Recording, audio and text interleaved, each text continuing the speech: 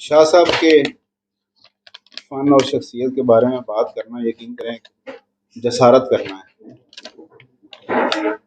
मैंने कोशिश की है, अपने कुछ टूटे फूटे अल्फाज पेश करता हूँ। कुछ तासुरात हैं, एक तो शाह साहब की शख्सी हवाले से और एक उनके जो फ़नी जदीद तर रुझानात हैं उसके हवाले से थोड़ी सी बात की है।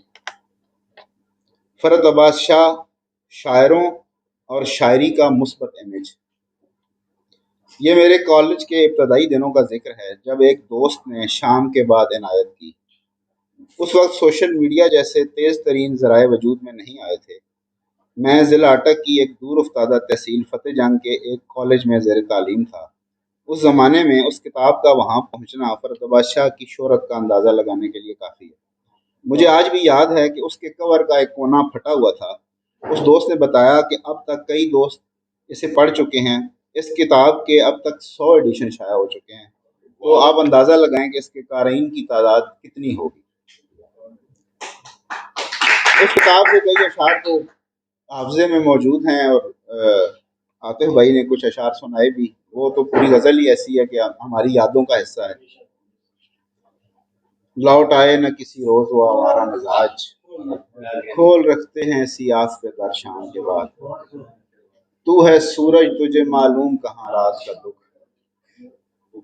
तू किसी रोज मेरे घर में उतर शाम के बाद। जिंदगी में जितने मशहूर और मकबूल लोगों से मुलाकात हुई है, उनमें अक्सरियत की शख्सियत में एक वस्फ मुश्तरक पाया और वो है आजिज़ी। शाह साहब के गायबाना तारुफ से जहन में जो खाका बना था वो कुछ और किस्म का था। अभी 10-15 दिन कबल मेरा एक कज़न है, वो रेलवे में ड्राइवर है वो, तो वो बता रहे थे 10-15 दिन का आप कहीं ट्रेन से सफ़र कर रहे थे तो उसकी मुलाकात हुई। तो उसने मुझे रात को मैसेज किया, उसने कहा मेरी आज शाह साहब से मुलाकात हुई है।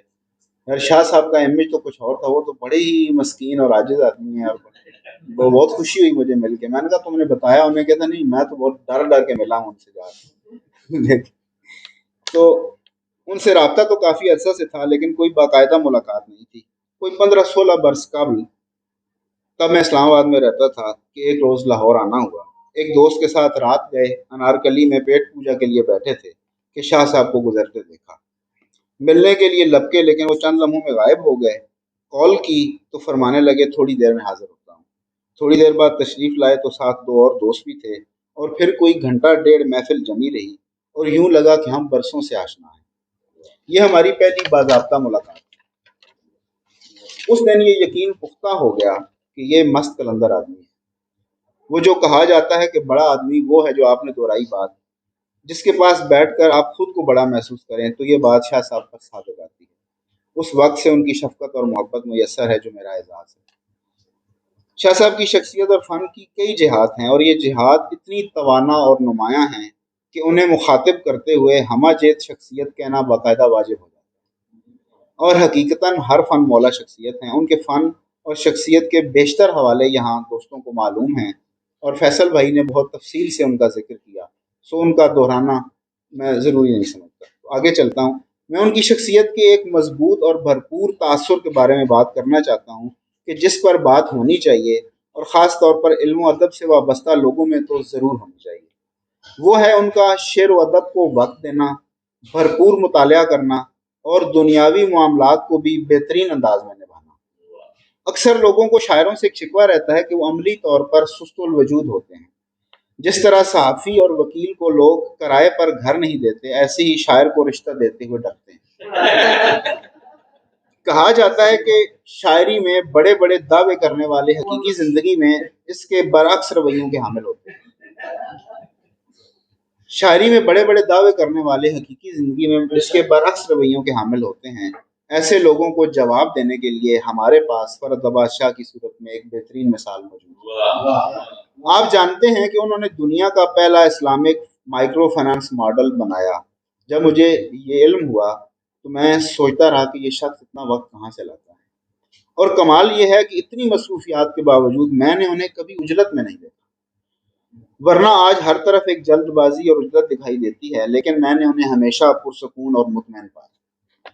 कुछ पुराने दोस्त जो बावजूद शेर कहना तर्क कर चुके हैं या अब कम कम लिखते हैं, जब उन्हें फ़न की जानिब तवज्जो देने का मशवरा दिया जाता है تو اکثر یہ عذر پیش کرتے ہیں کہ مصروفیات کی وجہ سے وقت نہیں ملتا۔ ویسے ان میں سے بیشتر کی مصروفیات تو خود ان کے لیے اور ادب کے لیے واقعی کسی نعمت سے کم نہیں، لیکن کچھ ایسے ضرور ہیں کہ جن کو لکھنا چاہیے، اور ایسے لوگوں کے سامنے فرحت آباد شاہ کی مثال دی جا سکتی ہے۔ انہوں نے زندگی کے ایک ایک پل سے بہت کچھ مثبت کشید کیا ہے۔ وقت سب کے پاس ایک جیسا ہوتا ہے، یہ تو ہماری ترجیحات اور منصوبہ بندی ہے جو اس وقت کو محدود یا وسیع بناتی ہے۔ اتنی جہات میں کمال حاصل کرنا وقت کی بہترین منصوبہ بندی نہیں تو اور کیا ہے۔ میں بلا خوف تردید یہ کہہ سکتا ہوں کہ شاہ صاحب شاعر برادری کا افتخار ہے۔ فرحت آباد شاہ کا سب سے بنیادی اور معتبر حوالہ شاعری ہے۔ فیصل بھائی جب بات کر رہے تھے، انہوں نے کہا کہ شاہ صاحب کا دعویٰ ہے کہ نظم میرا جو ہے وہ پسندیدہ میدان ہے، تو میری جو رائے ہے وہ تھوڑی سی مختلف ہے۔ اس کے بعد میں جو شاعری پہ بات کرنے جا رہا ہوں اور جو ان کے جدید ترین رجحانات ہیں، یا اس وقت وہ جو شعر کہہ رہے ہیں، وہ اس کا مجھے رجحان زیادہ غزل میں اب دوبارہ مجھے نظر آتا ہے۔ شاہ صاحب کی شاعری کا تازہ ترین رجحان کے متعلق میری چند گزارشات دیکھیے، کیونکہ میری نظر میں کسی زندہ شاعر کو اس کے حال میں دیکھنا چاہیے کہ کیا وہ اپنے عہد میں ریلیونٹ ہے اور کس حد تک ہے۔ جب ہم کہتے ہیں کہ فلاں شاعر روایت سے جڑا ہوا ہے، تو اس کا مطلب در حقیقت یہ ہوتا ہے کہ وہ روایت میں موجود جدت سے جڑا ہوا۔ ہر عہد کی بڑی اور جدید شاعری ہی آئندگاں کے لیے روایت کا درجہ حاصل کرتی ہے۔ ہر عہد میں جدید اور بڑی شاعری کی مقدار بھی بہت کم ہوتی ہے، لیکن وہی شاعری ہوتی ہے، باقی سب مایا ہے۔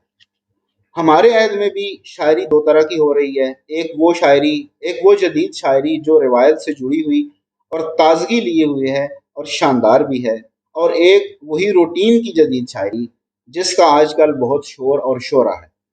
یہ ایسی جدید شاعری ہے جو اپنے اندر روٹین بن چکی ہے۔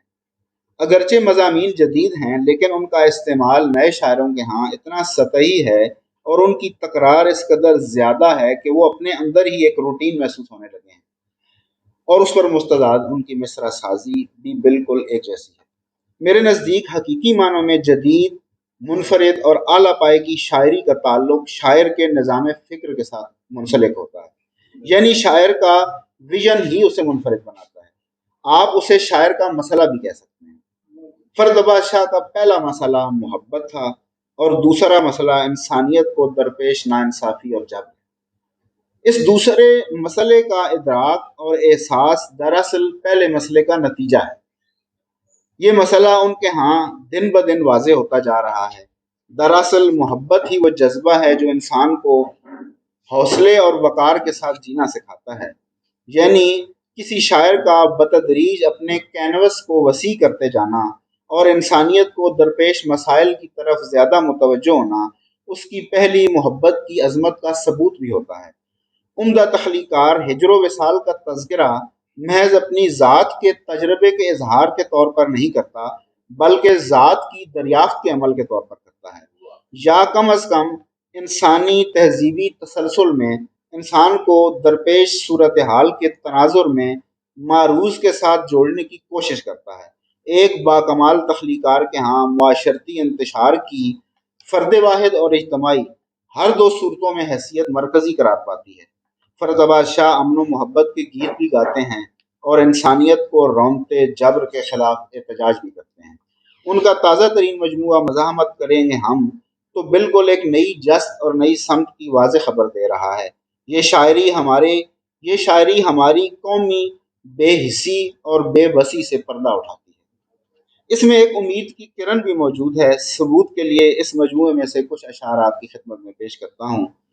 وہی ہے جبر، وہی بے بسی ہماری ہے، وہی خدا ہے، وہی بندگی ہماری ہے۔ نہ دکھ ہیں بدلے، نہ دکھ دینے والے بدلے ہیں، نہ دکھ ہیں بدلے، نہ دکھ دینے والے بدلے ہیں۔ وہی نصیب، وہی زندگی ہماری ہے۔ ہمیں پتہ ہے نہیں ہے بہادری اس کی، ہمیں پتہ ہے کہ یہ بزدلی ہماری ہے۔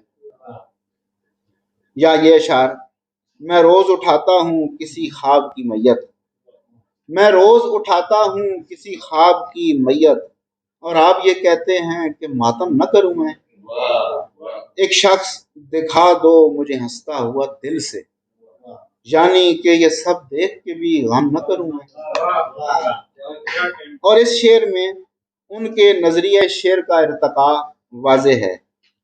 شعر دیکھیے، وہ نظریہ ارتقاء جو میں نے تمہید میں بیان کیا، صد حیف جو مظلوم کی آواز نہ بن پاؤں، صد حیف جو مظلوم کی آواز نہ بن پاؤں، صد حیف اگر شعر کو پرچم نہ کروں۔ کہیں کہیں شاہ صاحب کے ہاں تلخی بہت نمایاں ہو جاتی ہے اور وہ براہ راست بات کرنے لگتے ہیں۔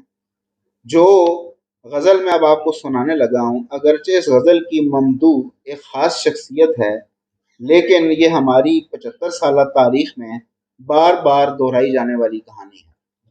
ایک ڈمی چاہیے تھی یار تجھے لے آئے، تو اطاعت پہ تھا تیار تجھے لے آئے، پہلے والے تو سبھی ہو چکے جب استعمال، تو ہی رہتا تھا تو اس بار تجھے لے آئے۔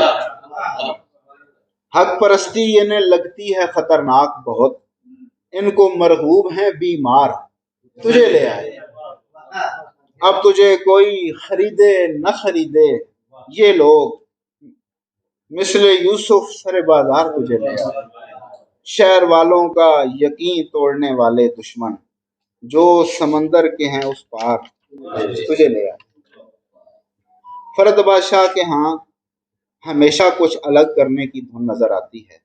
اس خرابے میں کچھ کرنے اور بہت بہتر کرنے کا جذبہ اور جمود کی بجائے تحرک اور عمل کا اعلان ان کے ہاں نمایاں تر ہوتا جا رہا ہے۔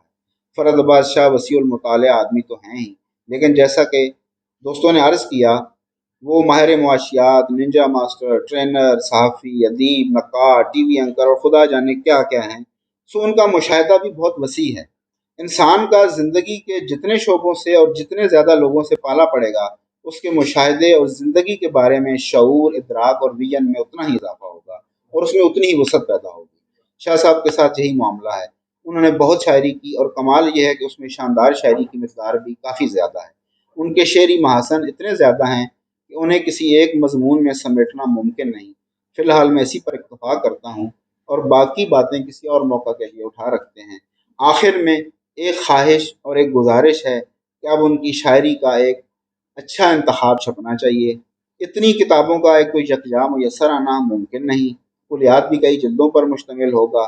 کوئی دوست جو فرد بادشاہ کی شاعری اور ان کے فنی سفر کے ارتقائی مراحل کو بخوبی سمجھتا ہو، وہ ان کی رہنمائی میں اگر یہ کام کر دے تو اردو ادب پر بڑا احسان ہو۔ بہت شکریہ۔